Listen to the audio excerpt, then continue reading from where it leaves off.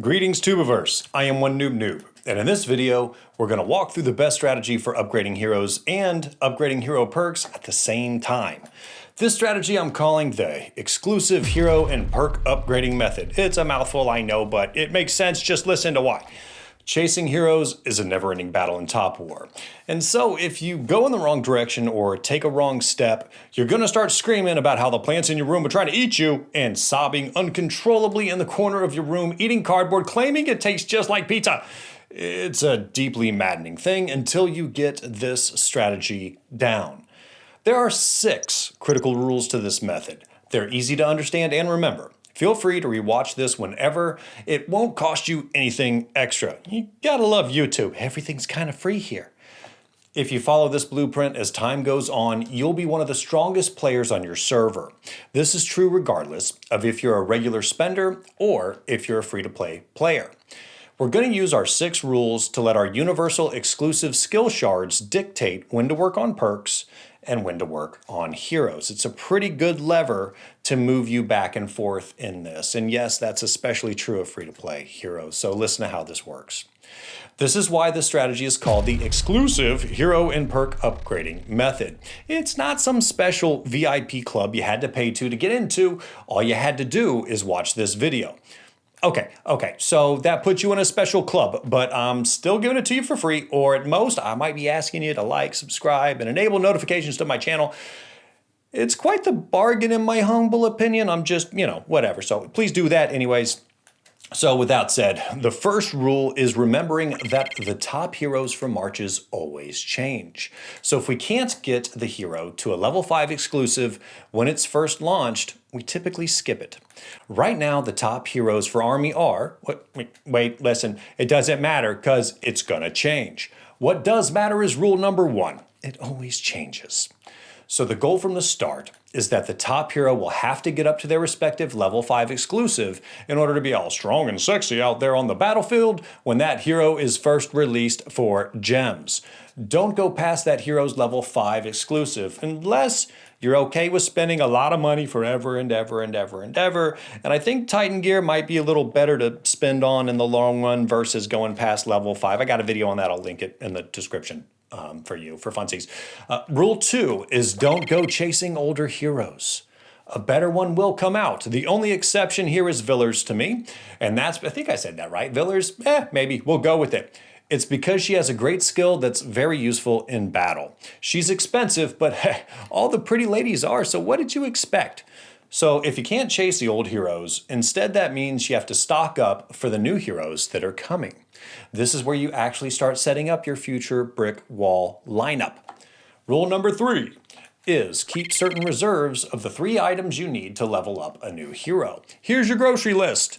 At least 8,000 gems, 620 orange universal shards, and last but depressingly, not least, and this is the important one, the key ingredient that makes the magic happen, 2,025 universal exclusive skill shards. This inventory level is what you need in order to grab and level up one of those new meta heroes when they come out all shiny and new to full stars and get their hero up to level 5 and finally open up the hero's perk slots. It's a lot to do. So yes, the biggest key is having 2,025 universal exclusive skill shards because they're going to take the longest for you to get. You just have to be on the lookout every day for universal skill shard opportunities. They're the rarest thing out there. And there's 2 little icons that lead to riches in this case, which I've put on the screen here for you to burn into your memory if you've not already done so. Yes, they're more important than orange shards.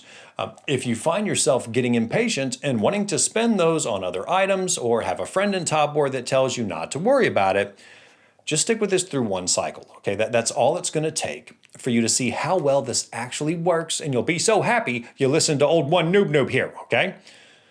Don't spend orange or hero shards on free heroes. I don't care what anybody else tells you. It's a regret that I don't want you to share with me. Katyusha, I love you, dear, but I'll never forget wasting those orange shards on you. Yes, I'm secretly hoping I'll get enough Titan gear with hero effects to somehow make her a beast, but that's a long way away from me and probably for you too. Now, if I can make Black Widow a beast through Titan gear, a boy can dream, right? Okay, but in any event, with that said, rule number 4 is when you exceed 620 orange universal shards, but there's no hero to upgrade, pivot immediately to spending the excess on perks. It takes a total of 4,000 gems to open up all 4 slots on those perks. And it'll take a number of perk books to re-roll them to get the exact lineup that you're going to need. Spend those extra shards on getting your PvP perks maxed out first. Please don't start on gathering perks. It's not the right way to go. The reason I say this is that this strategy is slow to take off. But once it gets rolling with your first PvP hero, you're going to increase speed and rewards that make the strategy go faster and faster over time by starting with those PvP perks. Just if you start with the gathering perks, this thing's going to keep going slow. You're not going to be happy and you're going to yell at me. So that's my warning for you.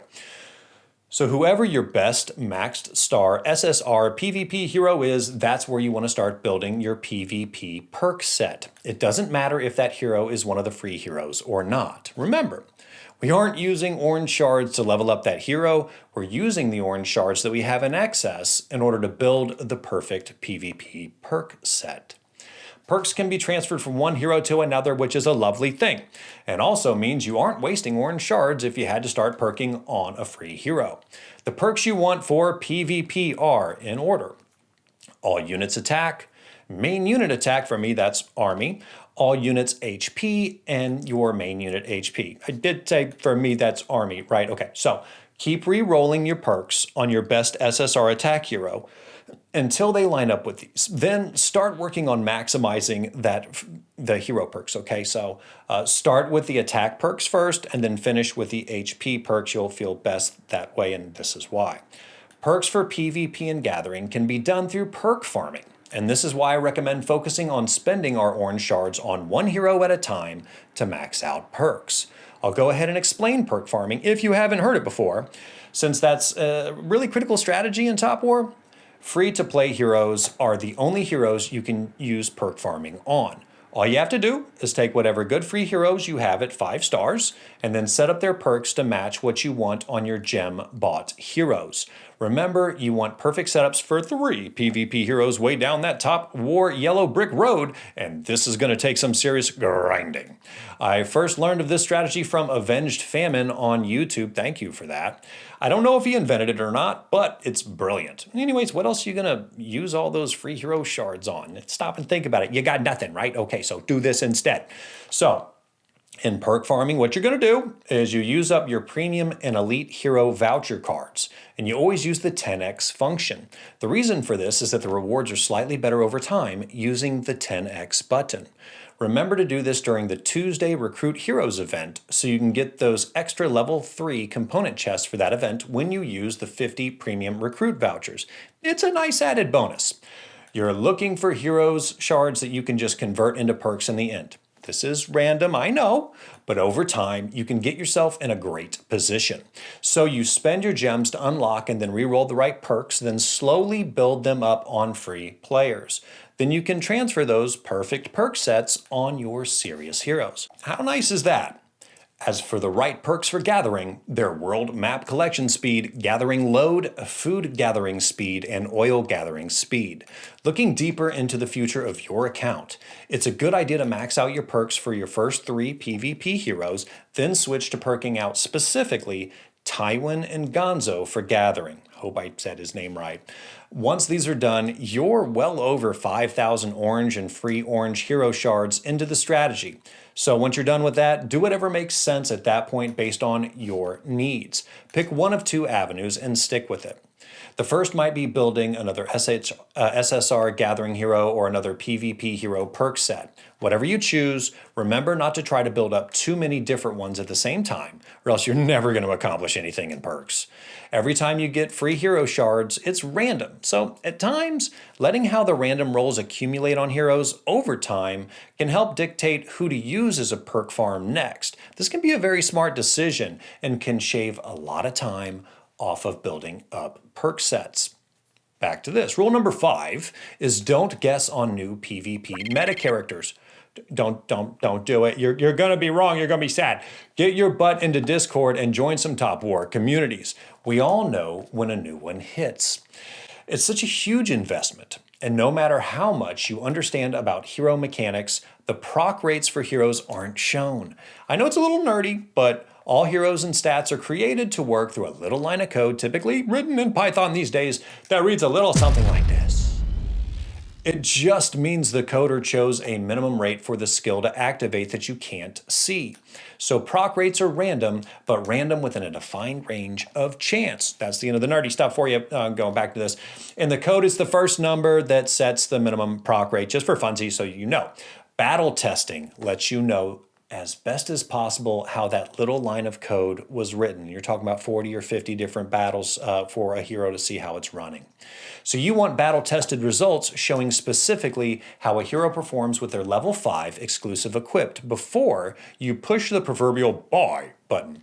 My favorite sources for these are the Discord's Wannabe Gamer and Top War Cheat Sheet. There are some great spreadsheet heroes out there that have collected tons of battle results to figure this stuff out, and they make Top War a lot easier to play. Timmy, or T-Me, also does amazing live tests of heroes with their level 5 exclusives when they come out right here on YouTube.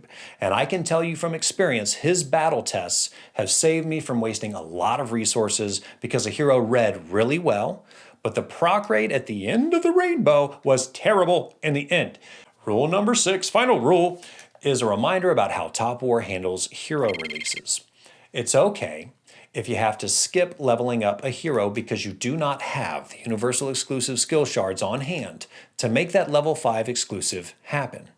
Older Top War players, hero decks, they're just graveyards of once great heroes that just help them hold gold now, unnecessarily increasing their CP level and the cost of transferring to another server. It's not a good thing to have. I know it makes you all jelly to see it, but it's actually not really a good thing in the end.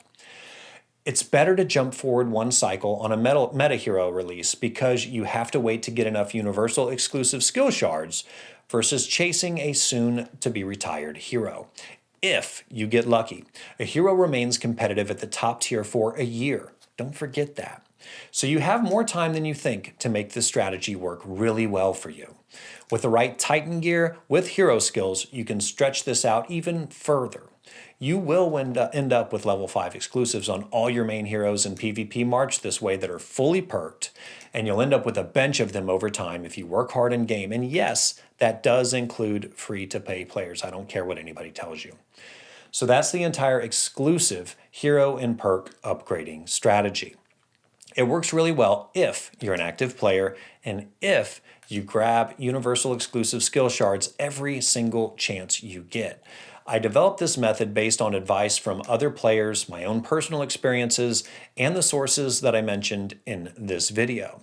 So what do you think? Please let me know in your comments below. I really appreciate it.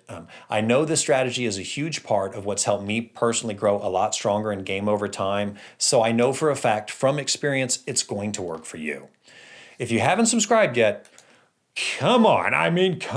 Give me a like, subscribe, and enable notifications already. I'm dying here. I need your help. Thanks for watching, and until next time, Tubiverse, keep smushing your enemies, and I'll keep building content to help make it happen for you.